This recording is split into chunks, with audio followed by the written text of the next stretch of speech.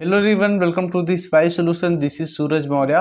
दोस्तों, आज के इस वीडियो में हम यूपी बीएड 2022 के काउंसलिंग प्रोसेस को लेकर बात करने जा रहे हैं। प्रीवियस शेड्यूल के माध्यम से मैं आपको समझाऊंगा कि कैसे आपको काउंसलिंग में पार्टिसिपेट करना होगा, कौन कौन से डॉक्यूमेंट्स हैं जो काउंसलिंग में लगेंगे, और साथ ही साथ जो सबसे मेन है कितनी फीस लगेगी और आपको कैसे पे करनी होगी। इन सभी के बारे में मैं डिटेल में बात करूंगा।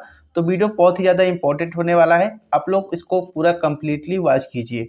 ठीक है, देखिए, अगर आपको यूनिवर्सिटीज़ के बारे में नॉलेज नहीं है कि कौन सी यूनिवर्सिटी का कैसा एग्ज़ाम होता है, ठीक है, कुछ में ईयरली एग्ज़ाम होते हैं, कुछ में आप सभी के सेमेस्टर वाइज एग्ज़ाम होते हैं।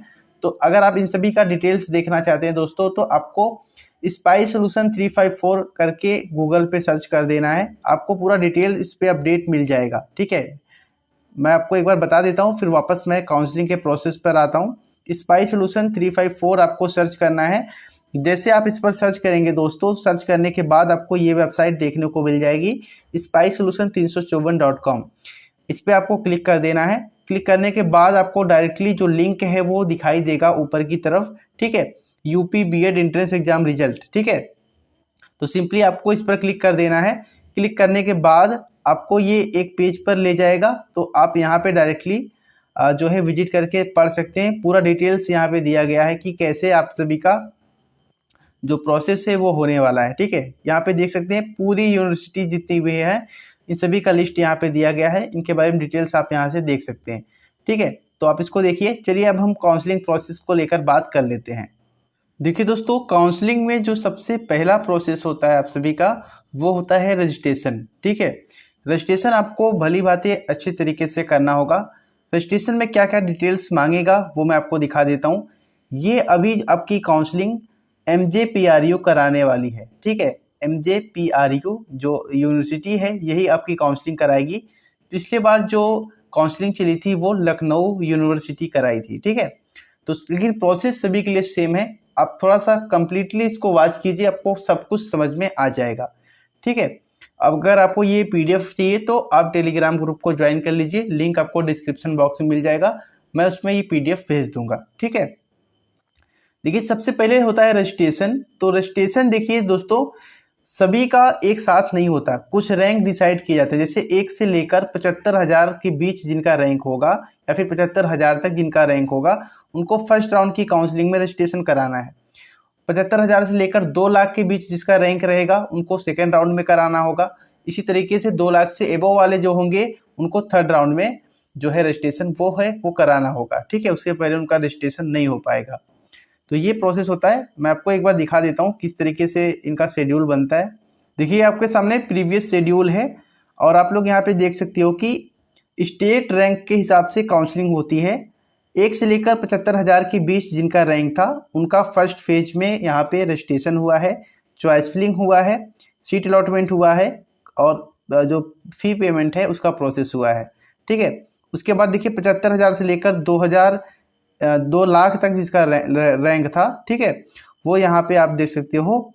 अब जो है यहाँ पे इनका रजिस्ट्रेशन हुआ है, बाद में इनका भी चॉइस फिलिंग हुआ है, और वही सब प्रोसेस सेम होगा जो इसमें हुआ है।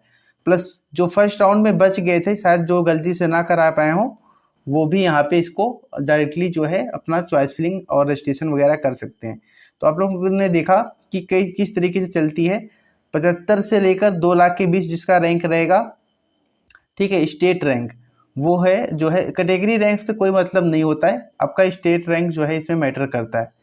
और 2 लाख से लेकर आप 3.5 लाख देख सकते हैं। इस तरीके से 3.5 लाख से लेकर एंड तक आप लोग देख सकते हो कि किस राउंड का काउंसलिंग कैसे चला हुआ है। ठीक है, अब चलिए मैं काउंसलिंग प्रोसेस को लेकर दोस्तों बात कर लेता हूँ। तो ये आपका काउंसलिंग का प्रोसेस है। अब इसमें रजिस्ट्रेशन में क्या क्या चीज़ें लगेंगी तो आप समझ लीजिए। सबसे पहला काम वो कि आपको अपना जो बैंक डिटेल्स देना है वो जनधन खाता वाला नहीं होना चाहिए, अदरवाइज उसमें लिमिटेशन होता है बैंक अकाउंट का और आपकी धनराशि फंस जाएगी। तो जो पूरी तरीके से ठीक ठाक खाता हो उसी को दीजिए। ठीक है, यहाँ पे मैं आपको दिखा देता हूँ, इन्होंने खाते के बारे में डायरेक्टली बोल दिया है कि जनधन वाला खाता नहीं होना चाहिए। ठीक है, तो ये आपको ध्यान देना है। और मार्कशीट वगैरह जो होगी वो बिल्कुल ओरिजिनल होगी। अगर आपके पास प्रोविजनल है तो वो आप अपने हेड मास्टर से वेरीफाई कराएंगे, उसके बाद ही कुछ हो पाएगा। ठीक है, अब चलिए दोस्तों मैं आपको दिखाता हूँ कि काउंसलिंग में आपका जो रजिस्ट्रेशन प्रोसेस है उसमें फ़ीस कितना लगेगा।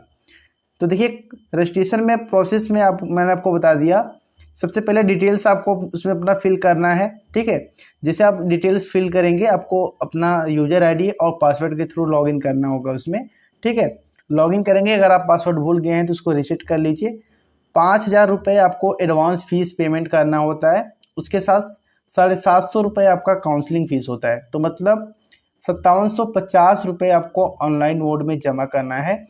ध्यान दीजिए, अगर मान लीजिए आपको फर्स्ट राउंड में सीट अलॉटमेंट नहीं होता है तो 5,000 रुपये ये आपके खाते में वापस हो जाएंगे, जो आपने खाते का विवरण दिया होगा। बाकी 750 रुपये ये आपके नॉन रिफंडेबल होते हैं, ये वापस नहीं होंगे। ठीक है, तो ये सभी अमाउंट जो हैं वो आपके जैसे जो 5,000 रुपये आपका अब पहले से जमा कर लेते हैं एडवांस में, जहाँ पर आपको अलॉटमेंट होगा, सीट अलॉटमेंट जहाँ पर मिलेगा, अगर आप वहाँ पे सीट को लेना चाहते हैं तो ये फीस में एडजस्ट कर लिया जाता है। ठीक है, तो ये हो गया प्रोसेस। बाकी 750 रुपये आपका नॉन रिफंडेबल होगा। अब सेकेंड होता है चॉइस फिलिंग। ठीक है, अब भाई आपने रजिस्ट्रेशन तो कर दिया, अब चॉइस फिलिंग आपको करना है। तो आप जितने भी यूनिवर्सिटीज़ होती हैं सभी का चॉइस फिलिंग जो है वो शुरू होता है, तो आप लोग इसमें चॉइस फिलिंग कर सकते हैं। ठीक है, तो आप लोग यहाँ पे देख सकते हो कि पूरा का पूरा इसमें ऑप्शन दिया हुआ है कि कैसे आपको चॉइस फिलिंग करनी है। ठीक है, जो भी चीज़ें आपको नहीं चाहिए, जिसमें माउंटेन नहीं चाहिए, उसे आप फिल मत कीजिए, बाकी चीज़ें आप फिल कर सकते हैं। उसके बाद दोस्तों यहाँ पे देखिए कॉलेज अलॉटमेंट, जब आप चॉइस फिलिंग कर लेंगे तो आपके स्टेट रैंक के हिसाब से आपको सीट अलॉटमेंट किया जाएगा। ठीक है, तो आपको जो कॉलेज जहाँ पर मिला रहेगा, गवर्नमेंट है कैसा है, ठीक है, वो आपको यहाँ पे डायरेक्टली दिखाई देगा। ठीक है, उसके बाद जब अलॉटमेंट हो जाएगा दोस्तों तो आप सभी का जो डाउनलोड पत्र है वो आपको देखने को मिलेगा, प्रोविजनल अलॉटमेंट कम कंफर्मेशन लेटर डाउनलोड, ये वाला ऑप्शन आएगा, फिर आपको इसको डाउनलोड करना है। ठीक है, डाउनलोड करने के बाद दोस्तों आपका जो है डॉक्यूमेंट वेरिफिकेशन होगा। ठीक है, और यहाँ पे देखिए उसके बाद आपको जाना कहाँ है, रिपोर्ट टू अलॉटेड कॉलेज, उस कॉलेज में जाना है। ठीक है, जहाँ पर आपको सीट अलॉटमेंट हुआ है। ठीक है, तो यहाँ पे जाना है आपको, और देखो कौन कौन से डॉक्यूमेंट्स हैं जो आपको लेके जाने हैं, बहुत ही इंपॉर्टेंट डॉक्यूमेंट्स हैं। आपको ओरिजिनल अटेस्टेड कॉपीज जो है ले जानी है, जो भी है ओरिजिनल भी ले जाना है और उसकी फ़ोटोकॉपी भी ले जानी है। प्रवेश पत्र और स्कोर कार्ड आपको ले जाना है। डेट ऑफ बर्थ यानी क्लास 10th का सर्टिफिकेट ले जाना है। उसके साथ ही साथ आपने जो प्रीवियस एग्ज़ाम क्वालिफाई किया है उसको ले जाना है। ठीक है, उसके बाद आपको एक आइडेंटिटी कार्ड लेके जानी है, पासपोर्ट साइज फ़ोटोज़ लेके जानी है, और सभी की एक एक फ़ोटोकॉपी या दो फ़ोटोकॉपी करा के आप ज़रूर ले जाएंगे। तो ये हो गया आपका डॉक्यूमेंट्स जो रिक्वायर्ड होंगे जब आप रिपोर्टिंग करने जाएंगे तो उस दौरान। ठीक है, अब ये राउंड 2 के बारे में बताया गया है, इसको मैं नेक्स्ट वीडियो में कवर करूँगा। तो आई होप आपको यहाँ तक समझ में आया होगा कि कैसे आपको यहाँ पे फ़ी वगैरह पे करनी है। ठीक है, अब एक चीज़ ध्यान दीजिए, जैसे मान लीजिए कॉलेज का जो फीस है वो ज़्यादा है, तो फिर आपको 5,000 तो आपने दे दिया है, उसके बाद जो अमाउंट आपको लगेगा वहाँ पे करना होगा। ठीक है, वो आप कॉलेज में जाके पे कर देंगे। तो ये पूरा का पूरा प्रोसेस है। आई होप आप सभी को अच्छा लगा होगा। आगे जैसे काउंसलिंग शेड्यूल बनता है तो मैं आपको वेबसाइट के थ्रू साथ ही साथ इस चैनल के माध्यम से दे दूंगा, तो आपको ज़्यादा सुविधा होगी। ठीक है, तो जैसा इन्फॉर्मेशन होगा मैं आपको अपडेट करूँगा। मिलेंगे नेक्स्ट वीडियो में। जय हिंद।